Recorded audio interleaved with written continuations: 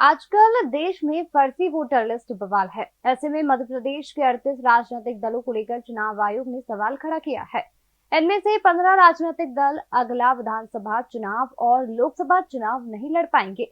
इस सूची में 23 राजनीतिक दल और हैं जिनको चुनाव आयोग नोटिस देने की तैयारी कर रहा है।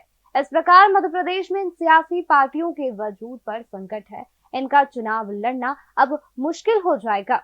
केंद्रीय चुनाव आयोग ने राजनीतिक दलों पर दिखाई सख्ती। लंबे समय से चुनावी प्रक्रिया से दूर राजनीतिक दलों पर चुनाव आयोग की गिरी गाज। मध्य प्रदेश की 15 राजनीतिक दलों की मान्यता तत्काल प्रभाव से रद्द की।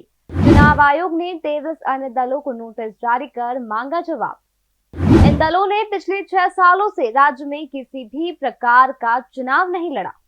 दरअसल इन दिनों देश में सियासी सरगर्मियां बढ़ी हुई है। एक तरफ से लोकसभा के नेता प्रतिपक्ष राहुल गांधी ने चुनाव आयोग पर वोट चोरी करने का आरोप लगाया है और इलेक्शन कमीशन के खिलाफ मोर्चा खोल रखा है। देश भर के नेताओं ने दिल्ली में संसद के बाहर प्रदर्शन किया है, लेकिन इधर चुनाव आयोग की तरफ से देश की निष्क्रिय राजनीतिक दलों पर कार्रवाई कर रहा है।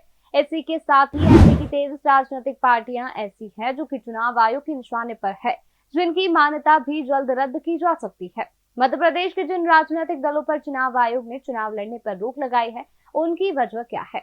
इस पर संयुक्त मुख्य निर्वाचन पदाधिकारी का कहना है कि जांच करने पर यह तथ्य सामने आया है कि इनमें से कई पार्टियों ने पिछले 6 सालों से यानी कि अब तक एक भी चुनाव नहीं लड़ा है। इन राजनीतिक दलों का पहले कारण बताओ नोटिस जारी किए जाएंगे।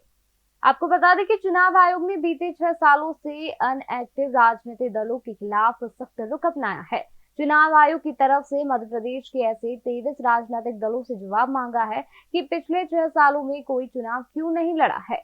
इसके लिए 15 दिनों का समय भी दिया गया है। वहीं चुनाव आयोग की तरफ से मुख्य निर्वाचन पदाधिकारी को इन दलों के खिलाफ नोटिस जारी करने के आदेश दिए हैं।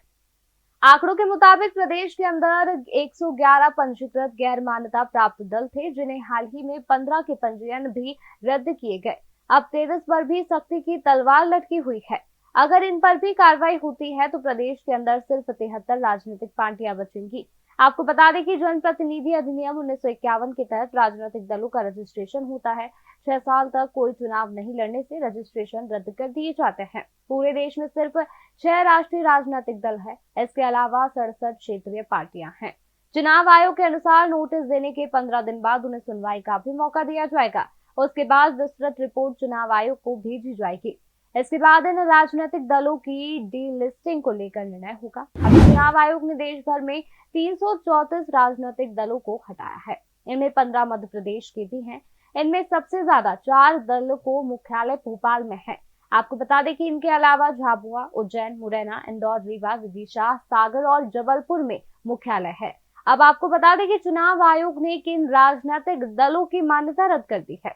भारतीय जनता भीम पार्टी, स्वर्ण समाज पार्टी, राष्ट्र वाहिनी पार्टी, लोकतांत्रिक सरकार पार्टी, क्रांतिकारी किसान सेना, किसान मजदूर प्रज्ञा पार्टी, जन न्याय दल, जनता विकास पार्टी, जय मानवता पार्टी, गोंडवाना मुक्ति पार्टी, गोंडवाना कांग्रेस पार्टी, भारतीय सत्य संघर्ष पार्टी, भारतीय जन जागरूक पार्टी, भारतीय ग्रामीण समाज पार्टी, सवर्ण समाज पार्टी रीवा।